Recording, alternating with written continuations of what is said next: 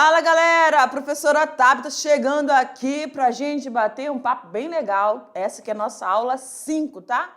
Que bicho é esse, hein, professora? A gente tá aí caminhando nas aulas dessa eletiva, né, que foi toda aí observada com as pautas que os nossos professores presenciais aí nos falaram, nos relataram, construíram junto conosco, não é verdade? E para a aula de hoje, certo?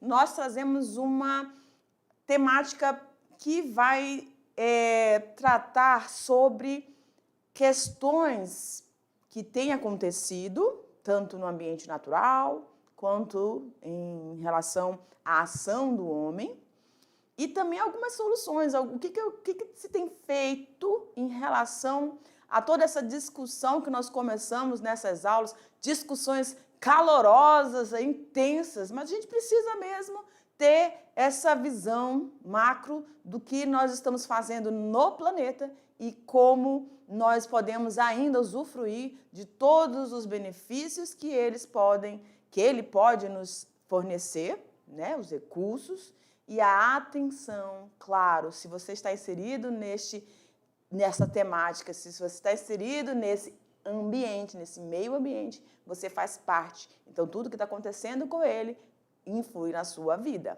correto? Então, olha lá para a nossa temática, então, na lousa. Soluções e adaptações climáticas. Ok, galera? Então, a gente já discutiu um pouquinho isso, né? Sobre, nas aulas anteriores, não sei se foi a aula 2 ou a aula 3, alguma coisa nesse sentido. Mas o que eu quero fazer apontamentos aqui para vocês é que o nosso planeta Terra, com todos os ambientes, né, presentes nele, a gente lá na biologia, a gente considera aí a biosfera, ou seja, toda a região onde nós vamos ter a inserção de formas de vida, sejam elas macro ou micro, mas estão ali vivas. E nós também temos que lembrar que nós não estamos sós e nós interagimos com toda essa diversidade de ambientes, de espaços e de ações, né? Por isso a gente colocou aqui essa imagem do planeta Terra e os elementos, 4 elementos, atmosfera, fogo, solo, água, porque tudo que nós fazemos, nós realizamos, nós precisamos desses espaços, precisamos desses recursos, não é verdade? Utilizamos eles de alguma forma, para que a gente tenha a qualidade de vida que hoje nós temos. Uma qualidade de vida que, sim, auxiliou em muitos aspectos, por exemplo, o avanço da tecnologia, né, para aí descobertas de formas de prevenção de doenças ou da cura, certo? Mas o nosso planeta ele tem pedido socorro e não é de hoje. Né? Então, a gente vai conversar um pouquinho sobre isso aqui. E o que nós podemos fazer para essas questões climáticas que têm, eu posso colocar assim, afligido muito da nossa Terra. Como eu falo Terra, falo do nosso planeta. Perfeito?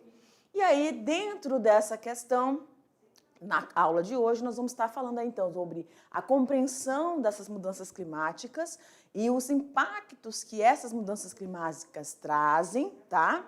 Vamos pontuar aí, conceituar o que seria isso. Vamos discutir também algumas estratégias, né? Estratégias essas de mitigação e adaptação. Se você ainda não sabe muito bem esse conceito, a gente vai estar trabalhando isso nessa aula. Vamos também conhecer alguns exemplos, que não tem como nessa aula a gente falar de tudo, né? Mas vamos conhecer alguns exemplos de políticas públicas e também de projetos que estão trabalhando toda essa questão, né, ou debatendo e fazendo esse enfrentamento mesmo para essas mudanças climáticas que estão aceleradas demais, tá bom? Então, o que são essas mudanças climáticas? Vocês sabem muito bem que vocês são adolescentes, né? E vocês sabem que vocês já mudaram e muito. Vocês passaram por várias mudanças de pensamento, mudanças de atitude, de comportamento, mudanças físicas, não é verdade? Então, quando a gente fala de mudanças, a gente está falando de algo que vai ser modificado. E quando isso acontece, pode ser que surja algo positivo ou negativo. E aqui, no caso, a gente tem, né, vai fazer menção de coisas que ocorrem naturalmente, tá? E aquilo que nós, seres humanos, também temos contribuído para o seu aceleramento, tá? Então, mudanças climáticas são aquilo que está relacionado às alterações no nosso clima, né? A gente sabe que a gente tem o clima está relacionado a todos os fenômenos da temperatura, da incidência do sol, as modificações aí, quando a gente fala aí das estações, a gente fala que elas têm movimentos e influências sobre o nível da água, a maré. Então, tudo isso também influi também no nosso biológico, né? As mulheres gestantes também conseguem perceber essas modificações. Então, o clima está relacionado a tudo que a gente consegue perceber visualmente e também sentir no nosso organismo, tá? Então, causados por fatores que podem ser naturais e humanos, correto? Dentre esses naturais, nós temos aí as erupções dos vulcões. Então, uma ação vulcânica, ou seja, um vulcão em erupção, que são estudados aí pelos vulcanólogos, né, dentro da área da geologia, você vai ter aí pessoas que dedicam toda a sua vida e monitoram vários vulcões, né, que estão adormecidos e que podem vir a acordar. E aí, lançar seu magma lá do centro da Terra para a parte exterior. E aí, provocando algumas modificações no solo, mas também contribuindo para formar o que é a nossa rocha magmática, que nós estudamos lá, né? Os primeiros estudos ali da ciência, né, no ensino fundamental. Tá bom? Então, é uma ação natural. A radiação, a intensidade da radiação, da proximidade, de todo esse movimento de rotação, translação e dos fenômenos que têm acontecido na Terra, isso são fatores naturais também. Por isso a gente vai ter aí regiões com maior incidência e menor incidência, só que a intensificação dessa radiação solar sobre a Terra também pode ter uma contribuição, né, um fator a mais aí causado pelo homem. E aí a gente também tem aí outros fenômenos como o El Niño e a La Nina, que são aqueles que vão mudar a temperatura, né, ou ora aquecendo ou ora esfriando. E a gente sabe que mudanças térmicas no ambiente aquático altera o processo de evaporação, altera aí a diversidade e o uso da coluna de água dentro dessa massa oceânica, né? Então, tudo isso vai ter a influência aí e está relacionado a essas mudanças climáticas. E a gente também tem a nossa atmosfera, que ela já tem uma composição química natural, né? Aí a gente mostrando aqui para vocês, o 78% é de nitrogênio, que é o gás mais presente aqui, e 21% do oxigênio, e aí entre 1% os dióxidos de carbono e outros gases, vapores aí. O homem também tem colaborado para alterar essa composição atmosférica? Tem. Então, por isso que a gente está mostrando aqui. Tem fatores positivos e negativos, naturais e humanos. Ok? E aí a gente passa para falar uma coisa muito importante na nossa região, que é a questão do desmatamento, tá bom? Então, deixa eu ver aqui na frente com vocês, ó. Nesse quadro, deixa eu ver se eu me posiciono bem aqui que dá certo. A gente tem aí, mostrando no nosso estado de Rondônia, em 2000 e 2018, falando aí sobre esse avanço do desmatamento, correto? Obviamente que aqui já passou um tempinho, né, para o que nós estamos hoje, tá? Isso tem progredido cada vez mais e nesse período aqui já havia uma discussão de que houvesse nós tínhamos que parar por completo, tá, o desmatamento. Infelizmente, a gente não consegue isso, a gente ainda não conseguiu isso.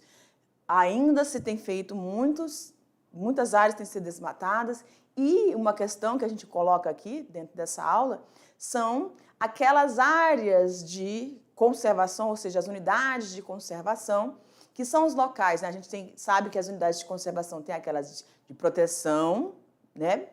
Que não pode mexer, intacta ali, não é para ser violado, e as outras que podem ser utilizadas, né? Podem ser exploradas com uma consciência, com todo um rigor, certo?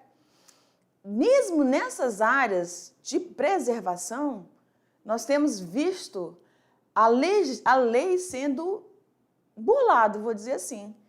E o que não era para ser utilizado está sendo utilizado. Acordos que não deveriam existir porque você tem uma legislação dizendo que aquela área é uma unidade de preservação, ponto. Não teria que ser discutido, não teria que ser utilizado nenhuma massa de manobra para poder fazer o uso daquilo, porque era para estar intacto.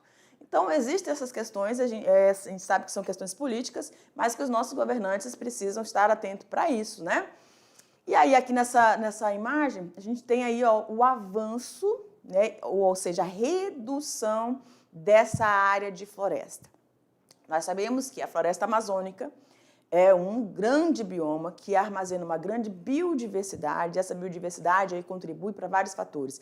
Como a gente está falando, ele estava falando sobre a atmosfera, a gente sabe que, e a gente vai ver isso nessa eletiva, tá? Tem nas aulas híbridas, a gente vai discutir sobre, por exemplo, os chamados rios voadores, né? Que são aquelas massas de umidade, né? Que ficam ali, se formam sobre a floresta amazônica. Essa quantidade de água que circula, né, trazida aí pela evaporação dos oceanos, então massas de ar traz e junto com a umidade no processo de evaporação da floresta, evapotranspiração, acaba circulando muita grande quantidade. É verdade, são chamados rios porque é muito volume de água que circula aí sobre a nossa floresta amazônica. Só que se essa floresta está sendo reduzida drasticamente, então a gente vai ter problemas seríssimos, e como estamos tendo. A gente sabe que esses rios voadores, eles vão sendo transportados, carregados, e encontram uma barreira física que é a Cordilheira do Andes. E aí ela é responsável ali por trazer a umidade para todo o nosso Brasil, e mais especificamente ali na região sul, na sudeste, e também alcançando Paraguai, Uruguai e Argentina. Então, é muito importante a composição dessa floresta e a manutenção dela. A gente sabe também, né, que ela faz essa regulação, tá? E com o uso exploratório, esse desmatamento sendo desordenado, né, as queimadas, tudo isso são processos que vão estar danificando essas ações, tá bom? Então, vamos voltar lá. Deixa eu ver aqui. Aqui, esse mapa eu trouxe para vocês, para a gente mostrar aqui para vocês. Ficou um pouquinho pequeno, né? Mas, assim, a utilização, né? A gente tem utilizado muito essa área para silvicultura, áreas agrícolas, né? Áreas de pastagens, tá bom? Então, o uso é intenso.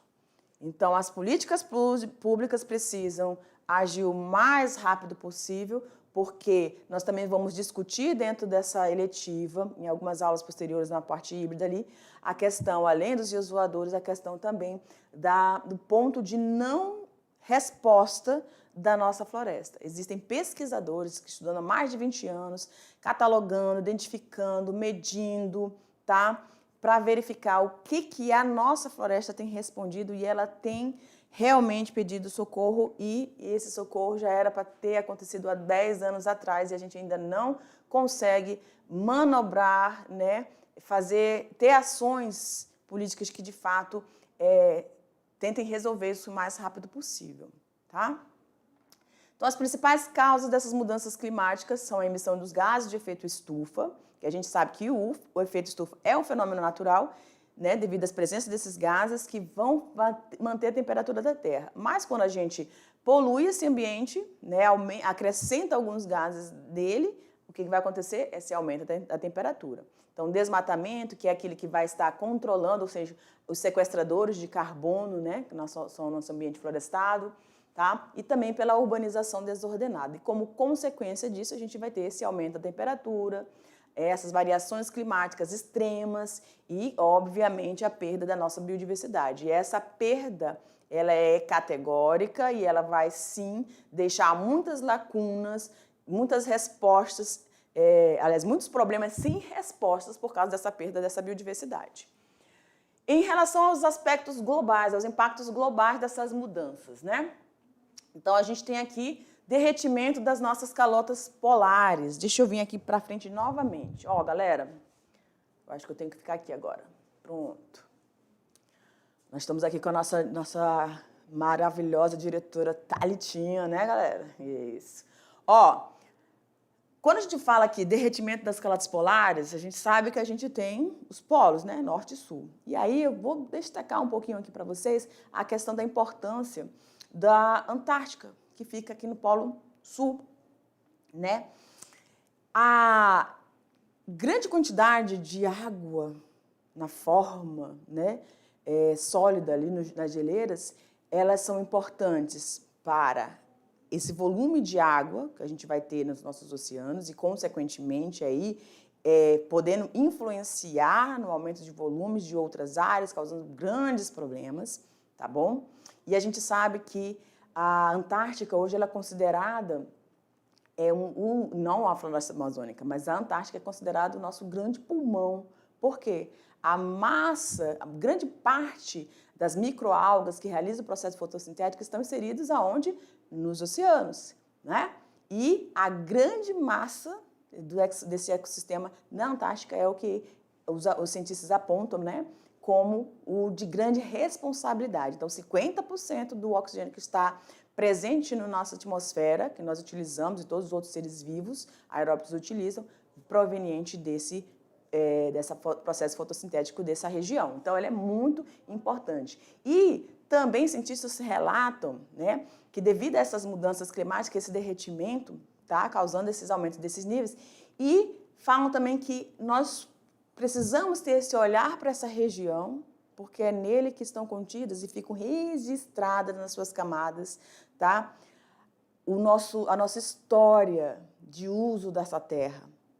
Fenômenos, queimadas que aconteceram aí em 2018, né, de grande intensidade, e essas últimas queimadas, que também não foram poucas, elas são transportadas, essas fuligens, e ficam registradas ali, para você ver que tudo se comunica, né? Então, vamos ver mais um aqui, impacto global. Então, a gente tem aí essas ilhas de calor, ou seja, quando a gente passa o asfaltamento, quando a gente constrói os edifícios, a gente vai ter essa má circulação dentro desses ambientes e, consequentemente, esse aumento de temperatura, intensificando ainda mais, né? A gente já tem a elevação dessa temperatura e existem aí projetos, existem organizações tentando minimizar isso. A gente vai falar já daqui a pouquinho, né? E também, obviamente, o contraste disso fazendo com que haja enchentes nesses locais aí com a terra, né, o solo que não consegue absorver, não tem floresta, não tem solo para poder absorver tudo essa quantidade de chuva que cai sobre algumas áreas do nosso país, né? A gente também tem aí a questão dessa perda ecossistêmica, né? Quando a gente fala de perda de ecossistemas, a gente está falando, consequentemente, da perda também, obviamente, da fauna e da flora, tá?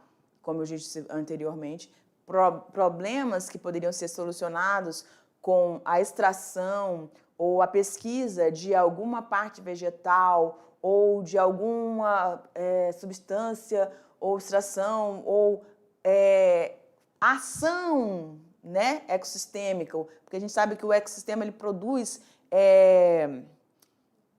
trabalhos, serviços. Existem serviços sendo ofertados naturalmente através desses ecossistemas. E quando você perde eles, você vai perder esse elo de respostas, né? E também, obviamente, a questão da segurança alimentar. Quando a gente fala de segurança alimentar, a gente está falando aí de 3 princípios básicos, que é a disponibilidade desses recursos, a acessibilidade dos recursos. Quando a gente fala de acessibilidade, é que todas as pessoas, toda a sociedade consiga adquirir esses recursos. E aí a gente está falando aí das diferenças sociais que existem, que são gritantes. Então, quando a gente tem essas mudanças climáticas, essas populações menos apreciadas, elas sofrem muito mais, né? E também a questão dos itens nutricionais desses itens que vão estar ali disponíveis. Tudo isso vai ficar escasso, né? E essas populações vão vir desencadeando outros problemas, como as doenças que podem surgir a partir de uma má nutrição, né? E dentro dos impactos locais, nós temos aqui, ó, as secas prolongadas, que obviamente vai afetar a agricultura, porque é do solo que essa agricultura, todos os vegetais que nós plantamos, produzimos, está ali usufruindo, né? E também da atmosfera. As inundações ribeirinhas, tá? Que muita gente tem se assustado já nesse momento que nós estamos aqui, com as suas águas chegando, né, dentro das suas casas. Então, coisas que a gente não via nesse período estamos vendo, ou o contraste disso, a seca em outros lugares, né? E as mudanças na fauna e na flora. Toda essa mudança climática, toda essa variação tem ações pontuais, ou seja, locais, afetando e dizimando formas de vida, tá? Que estavam muito bem adaptadas, mas com a velocidade que todos esses fenômenos têm acontecido, eles não têm conseguido suportar ou não tem um período hábil para essa adaptação, certo? Bom, aí a gente vem com a questão de ações, né, práticas. O que a gente pode fazer? Então, existe uma palavrinha chamada de mitigação, né? E esse termo, tá, ele é utilizado em diversas áreas, como nós estamos aqui trabalhando a questão do meio ambiente, também é utilizado na segurança cibernética e gestão de risco. Então, ela vai tratar de conjunto de ações e estratégias adotadas para quê? Redução e minimização dos efeitos negativos de um determinado problema ou ameaça. Então, as medidas de mitigação, normalmente, elas vão surgir em alguns empreendimentos, tá? Para poder fazer esse controle, esse reajuste. Mas, em relação ao meio ambiente, é frequentemente associada a redução de quê? A emissão de gases atmosféricos do efeito estufa e também para o combate às mudanças climáticas. Portanto, vai envolver aí a adoção de quê? Práticas sustentáveis, tá bom? Vocês estão aqui no primeiro ano, mas a gente tem dentro da mediação tecnológica eletivas também, mais aí que vocês vão ver mais para frente no segundo ano, que vão trabalhar aí sobre essas práticas sustentáveis mais pontuais, né? E a gente também tem a questão da adaptação. Aí a gente está falando da adaptação humana, adaptação dos animais, enfim. O que é essa adaptação? É ajustar-se aos impactos das mudanças climáticas, ou seja, ok, nós já influenciamos muito o meio, nós vamos ter períodos de seca intensa, nós vamos ter períodos de muito calor, e agora? O que a gente pode fazer, né? Então, essa adaptação climática é essencial para enfrentar as mudanças no nosso clima. Desde a Revolução Industrial, que teve início aí no século XVIII, estima-se que as atividades humanas elas foram responsáveis por aumentar a temperatura média do planeta de 0,8 a 1,2 graus. Conclusão respaldada pelo painel intergovernamental para as mudanças climáticas, o IPCC, que vocês vão ver muito aqui dentro de algumas aulas, tá? Então, tanto a mitigação quanto a adaptação, elas são muito importantes para que a gente tenha um futuro ainda, tá? Políticas públicas de mitigação. Então, a gente vai conhecer algumas aqui. A COP30, gente, eu queria destacar aqui para vocês essa questão. COP30, deixa eu vir aqui. A COP30 é um evento que vai estar acontecendo em novembro agora deste ano, né? Em Belém, e foi uma área escolhida para estar, porque justamente está dentro da nossa floresta, nosso maior bioma, a floresta amazônica, e ela vai tratar justamente aqui, ó, o objetivo de discutir, então, essas ações em relação ao aquecimento global e às mudanças climáticas. Então, todos os países vão ser convocados, vão estar reunidos ali para discutir políticas públicas de efeito, para que realmente haja esse controle desse aquecimento e dessas mudanças climáticas aí, tá bom? Anterior a isso, a gente tinha ali o Acordo de Paris, em 2015, que também falava aí e fazer esses acordos para redução, ou seja, não era para ultrapassar 2 graus a elevação da temperatura. E aí alguns fizeram um acordo de reduzir, não podia aumentar, mas queriam reduzir 1,5 graus a temperatura. Não foi conseguido isso em vários lugares, né? Até porque tem toda uma questão da utilização, a necessidade humana de manter o seu bem-estar, né? Vamos mais uma aqui. Energias renováveis, ou seja, em várias localidades nossas, várias escolas nossas já estão com as placas solares, né? Então estão utilizando isso é muito bom. A eólica, a biomassa, que todas são formas de práticas, né? Ações que estão trazendo um equilíbrio maior, né? Um uso sustentável desses recursos, tá? A redução do desmatamento e reflorestamento em áreas degradadas, né, ou as margens dos rios, né, as nossas matas ciliares, enfim, são todas ações que podem ser utilizadas aí e que estão sendo implementadas por várias empresas, tá, dentro do nosso país. Vamos mais aqui para as políticas públicas agora de adaptação. Então, a gente vai ter construção de infraestruturas. Abre para mim, por favor, Thalitinha. Pode tirar aí. Isso, obrigada. Então, dentro dessa construção de infraestruturas resilientes, ou seja, que elas vão se moldando, né, se ajustando, nós temos aqui alguns exemplos que são o sistema de controle de cheias da Holanda, barragens da Marina Bay 10 em Singapura, não sei se eu pronunciei certo, mas enfim, um reservatório multifuncional que vai projetar, né, ou que protege as cidades tanto de inundações e também vai fornecer água potável. Olha que legal.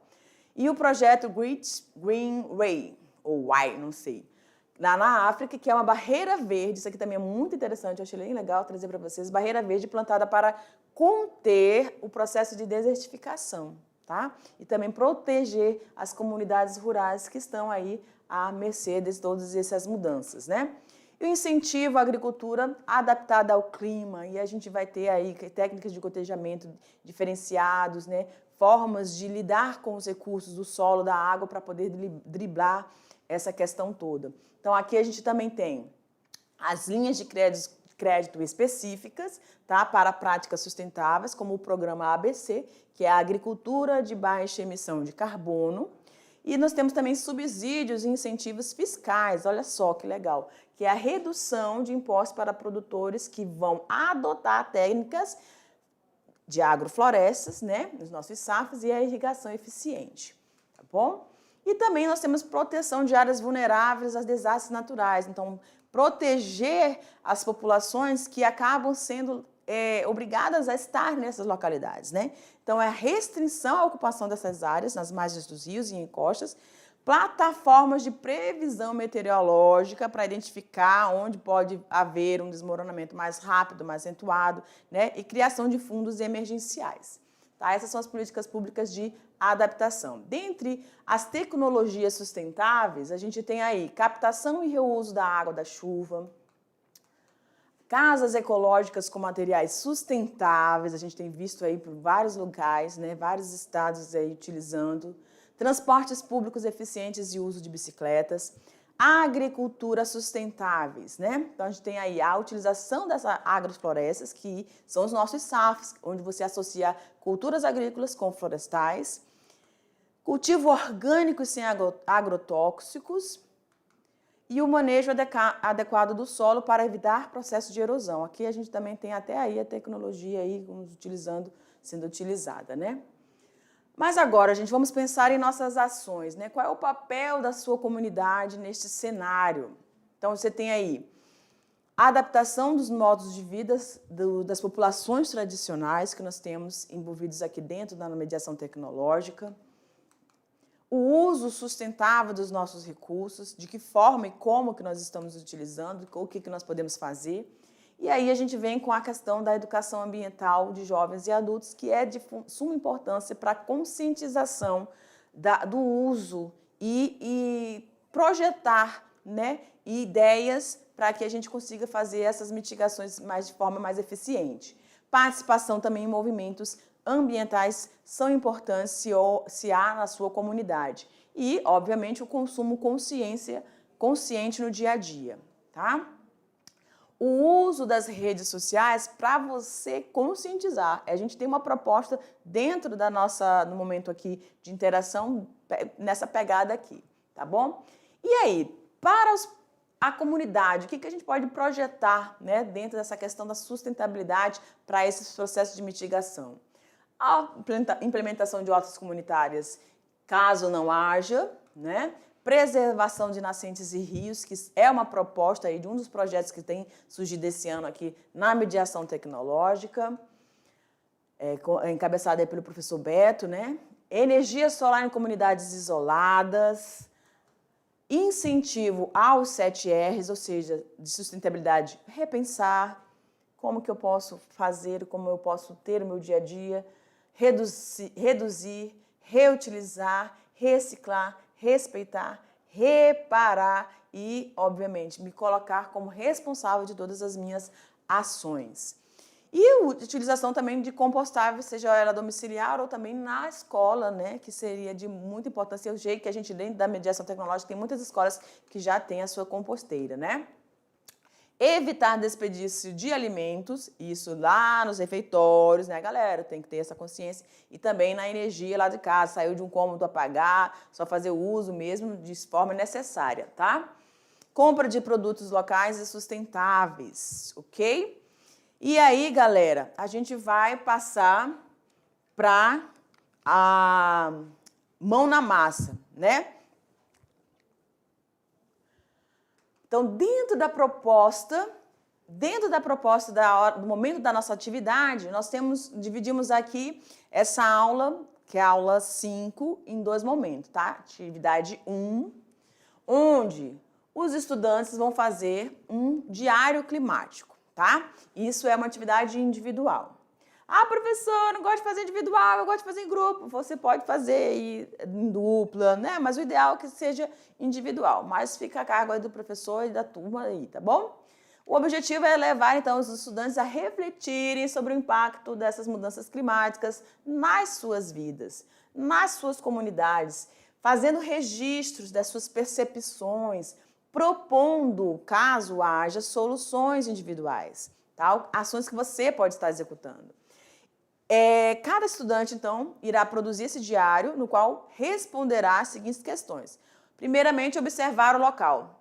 Você percebe, aí onde você mora, mudanças no clima ao longo dos anos da sua comunidade? Isso aqui seria interessante, você fazer aquela rodinha de conversa com os mais idosos, né, verificar, ver se tem registros fotográficos de um nascente, de um rio, como ele era, como ele está hoje, né? Uma área que estava bem com solo bem fértil e hoje está descampado, né? Está degradado. Então, são esses momentos aqui. Como elas impactam sua rotina, o seu trabalho, sua alimentação, a sua segurança. Quando a gente fala de segurança, a gente está falando o que eu posso ainda usufruir como alimento desse ambiente, do solo, né? Onde a gente vai estar produzindo tudo isso. Aí, causas e consequências. Então, a outra perguntinha seria, quais as principais causas dessas mudanças climáticas? Faz um apontamento, o que seria, na minha região, o que tem mais visível, perceptível? Quais consequências você já vivenciou ou ouviu falar na sua comunidade? Né? E soluções pessoais. Que ações individuais você pode adotar para mitigar os impactos dessas mudanças? E assumir esse compromisso sustentável, né? Você vai escrever 3 compromissos que você pode assumir, tá? E contribuir aí para essa sustentabilidade e a adaptação ao clima no seu dia a dia.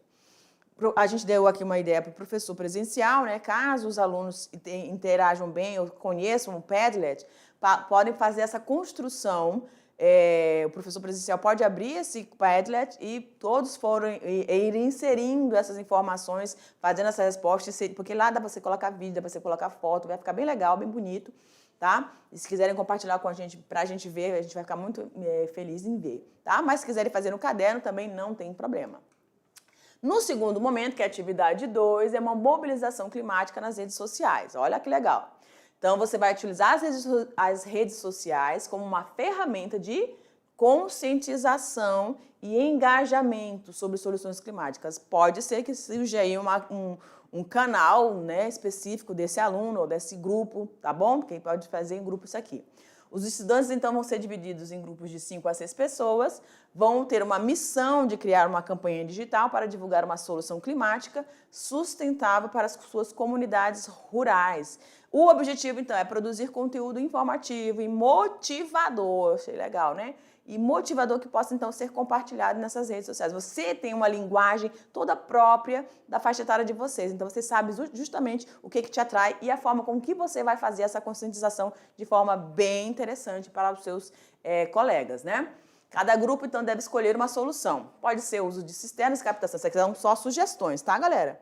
Uso de cisternas e captação de água da chuva, sistema de agrofloresta. A professora aqui já tem sistema de agrofloresta, a gente pode mostrar a ela como é que está acontecendo aqui, em que nível que está essa agrofloresta, né, o que tem sido utilizado dentro dessa agrofloresta, a energia solar e as alternativas de geração de energia limpa, sistemas de compostagem. Vocês podem voltar a esse projeto que você já vem executando dentro da escola, como é que está isso, como é que é esse engajamento, né?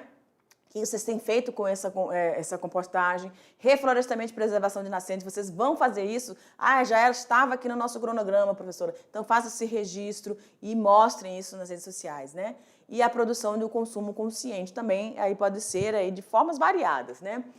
Então, você vai escolher, a partir do momento que você escolheu qual é o seu objetivo, você vai fazer um post informativo com as imagens, uma legenda explicativa, ou um vídeo curto, pode ser um Reel, um TikTok, vocês gostam muito de TikTok, né? Ou um story demonstrando essa solução prática, tá? Uma sequência de stories ou de publicações explicando os benefícios dessas ações dentro da sua comunidade, tá bom? E aí você vai apresentar aí, você vai fazer a divulgação, manda o link para a professora Tab, para os professores aqui da eletiva, para a gente poder estar compartilhando isso aí também nas nossas redes sociais, a partir do que vocês produziram. Vou ficar muito feliz em compartilhar. Tudo bem, galera? Então, a gente vai finalizando, tá bom? Aqui para mim. E eu espero que você tenha uma alta produção e a gente já vai ficar aqui esperando, tá bom? Ansiosa aí o resultado de todas essas produções. Beijo grande, até mais!